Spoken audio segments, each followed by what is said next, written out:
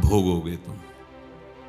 ये जो निकलता है ना भोगोगे, ये अकाट्य होता है। क्योंकि किसी का भी हृदय, मान लो किसी भी जीव जंतु को आप कष्ट दें और उसका हृदय आह भर जाए, तो वो आह वज्र की लेख है, तुम्हें भोगना पड़ेगा। वो आह किसी की ना लेना जिंदगी। कोई ऐसा कोई आह भर करके कह दिया तुम समर्थ हो, हम तो कुछ कर नहीं सकते, वो अंदर से दुखी, फिर तुम्हारी सामर्थ्य काम नहीं करेगी, मिट्टी में मिला देगी। ऐसा नहीं कि आप जो कर रहे हैं कोई देख नहीं रहा, कोई हिसाब किताब नहीं, जो कर रहे हैं अवश्य में भोक्तव्यम। बहुत सावधान, निरंतर कर्मों के जाल को रच रहा है और अपने आप को बांध रहा है। आपको मुक्त होना है, बंधना नहीं है। जीव का जन्म कर्मों के अनुबंध से होता है, कर्मों के बंधन से होता है, और उसको अपना ऋण चुकाना होता है। कर्मानुबंध ये बहुत सूक्ष्म विषय है। जैसे आप जिस परिवार में जन्म लिए हैं, तो उस परिवार के लोगों से आपका ऋण है, इसलिए उसी परिवार में आप आए हैं। और ऋणानुबंध, उसको बिना चुकाए या बिना वसूल किए आप वहां से जाएंगे नहीं। आपको लेना है तो वसूल करना है, और देना है तो चुकाना है। ये पूर्व के जन्मों से निश्चित किया गया है। जैसे किसी के यहां पुत्र हुआ, जन्म से ही पैसा खर्चा शुरू हुआ, जो बड़ा हुआ तो उद्दंडता के द्वारा मार पूरे परिवार को क्लेश पर क्लेश देता चला जा रहा है। ये तुम्हारे कर्म का फल है। या ऐसे शक्तिहीन बुद्धिहीन ऐसे पागल पूरे जीवन सेवा करो, तुमसे अपना हिसाब चुकाने के लिए वो आया है। अब परिवार के जो सदस्य जुड़े आके, मतलब पत्नी आते ही पूरी हृदय में आनंद, परिवार में आनंद, और जीवन भर वो आनंद ही सुख देने के लिए उसका जन्म हुआ। वो अपना ऋणानुबंध मुक्त, और आते ही भयंकर क्लेश खड़ा कर दिया, बीच में दीवार और झगड़ा वैसा, फिर अतरे दिन मारपीट शुरू, कलह अशांति, पूरा जीवन नरक हिसाब करने आए। यहां ऋण चुकाए बिना कोई जा नहीं सकता, ऋण चुकाना पड़ेगा। किसी का ऋण वसूल करना है तो किसी को ऋण चुकाना है, दोनों काम करने होते हैं। अनेक जन्मों में अनेक लोगों के साथ हमने जो बर्ताव किए हैं, अच्छे या बुरे, वो होंगे। अब किसी आदमी को हम जानते नहीं, अचानक मिला, अचानक टक्कर लगा और मार पीट गाली गुप्ता सब कर दिया, चुपचाप सह लो। क्यों? ये आपका हिसाब है, पूर्व का हिसाब। हमारा उससे कोई द्वेष नहीं, कोई संकल्प नहीं। अचानक घटना घटी और हमसे द्वेष करने लगा, हमें पीटने लगा, हमें गालियां दे, ये हिसाब है, चुपचाप सह जाओ। अपने घर का भाई ही भारी दुश्मन बन गया और क्लेश, हिसाब है। एक प्रभुदत्त ब्रह्मचारी जी की वाणी में पढ़ा था, एक महात्मा जी भ्रमण करते थे, तो उस समय असरफियां चलती थी, मोहरे असरफियां, तो उनको भेंट में देते लोग। तो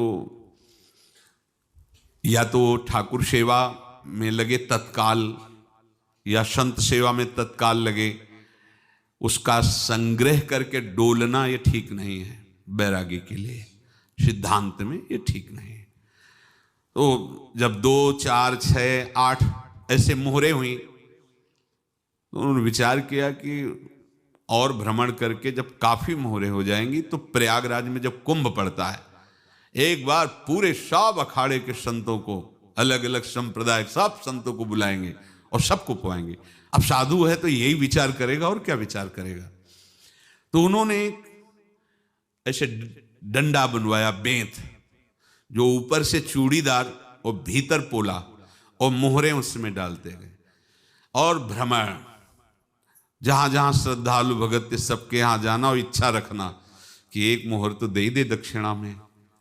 कामना कोई भी हो वो बांधती ही है, ध्यान रखना। इसीलिए प्रभु जो चाहे वो करे, अपनी चाह नहीं रखनी चाहिए, अपनी चाह प्रभु की चाह में मिला देनी चाहिए।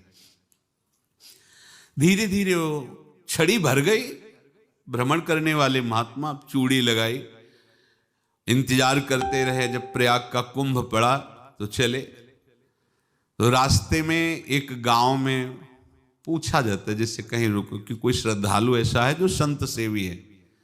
तो कुछ लोगों ने बताया, हाँ एक परिवार है बहुत संत सेवी है और आपको मिलाते हैं उनसे। आइए महाराज, घर में रुका,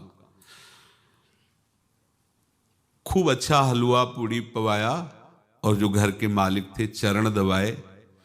चरण दबाते दबाते उनकी दृष्टि पड़ी उस डंडे पे, इतना मोटा और ऊपर से कुछ चूड़ी सी भी नजर आ रही, इस डंडे में तो कोई रहस्य है ही है। अब महात्मा जी को खवा पिला के सुला दिया। महात्मा जी जब सो गए तो पत्नी से धीरे से कहा, वो डंडा लाओ बाबा जी का डंडा। वो चूड़ीदार जो ही खोला पलटाया तो सैकड़ों मोहरे। ऐसे संत रोज पधारे भगवान, तुम आनंद हो जाए फिर क्या। पत्नी से कहा, नाप के कंकड़ लाओ। वो तो महात्मा जी तो खाए खीर पूड़ी, आराम से सो रहे। रात में पूरी प्लानिंग करके उसमें कंकड़ भर के चूड़ी लगाकर सिराने रख दिया, सारी मोहरें हटा ली। महात्मा जी आराम से छड़ी उठाए तो वजन पक्का। वैसे बड़े लोग चतुर होते हैं, पर ये नहीं जानते कि कर्म कितना भयानक होता है। और उनकी कोई संतान नहीं थी, पर धन में इतना प्रेम उनको था।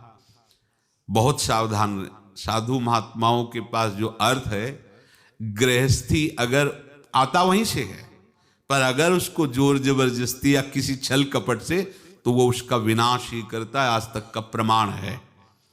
अब उनको ये भाव पता नहीं होगा, या पता होगा तो लोभ के कारण वो उसको मान नहीं पाए होंगे। महात्मा जी गए प्रयाग में, किसी अखाड़े पर रुके और वहां प्रार्थना की कि कल जो है संपूर्ण अखाड़ों का निमंत्रण किया जाए और सब संतों को भोग पवाया जाए और उनको दक्षिणा भी दी जाए। महंत ने सोचा कि बहुत बड़ा है तो उत्सव है, क्योंकि प्रयाग में कितने हजारों संत महात्मा सब। तो उनका महाराज बोरों इसमें चीनी और टीनों घी लगेगा, सब व्यवस्था। बोले आप मंगाइए, एक एक हिसाब हम करेंगे, हमारे पास सब व्यवस्था है।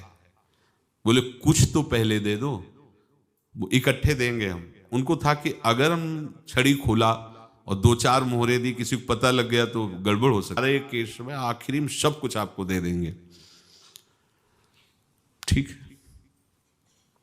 वो अपने पास से पैसे लगाकर खूब जितना सामग्री सब लाए, लाखों की, और सब संतों को निमंत्रण कर दिया। संत जन निमंत्रित हो गए, भंडारा बन रहा है। तब वहां के महंत है और उनका देखो भंडारा भी बन रहा है, संतों को निमंत्रण। अब आप अर्थ की व्यवस्था कीजिए, क्योंकि इतनी बड़ी हमारी सामर्थ्य नहीं थी जितना हमने किसी तरह हमने व्यवस्था की। अब मुझे अर्थ चाहिए, तभी आगे की व्यवस्था बढ़ेगी। संतों को दक्षिणा देंगे और जिनसे अर्थ लिया उनको दे। देखो रसोई बन गई है सब। उनका छत में विश्वास नहीं तो ये अभी चूड़ी खोली, उनको तो था रामावतार में बात, तो इधर ऐसे स्वीकार किया है भगवान ने। ऐसा कहीं नहीं दिखाया कि मैं भगवान हूं तो मैं अपने लिए, ऐसा नहीं दिखाया। नारद जी का हित किया, पर नारद जी ने श्राप दिया तो भगवान ने स्वीकार किया। पूज्य श्री भाई जी महाराज कह रहे हैं, जैसे वहां ज्ञानाग्नि से दग्न कह रहे हैं, तो अपने वृंदावन वासियों का प्रेमाग्नि से सब कर्म संस्कार दग्न होते हैं। जिस समय आपके हृदय में भगवत प्रेम का प्रादुर्भाव होगा, तो लेश मात्र कभी तुम्हें दुख नहीं भोगना पड़ेगा। प्रेम का प्रादुर्भाव होते ही दुख का नाश हो जाता है, महासुख।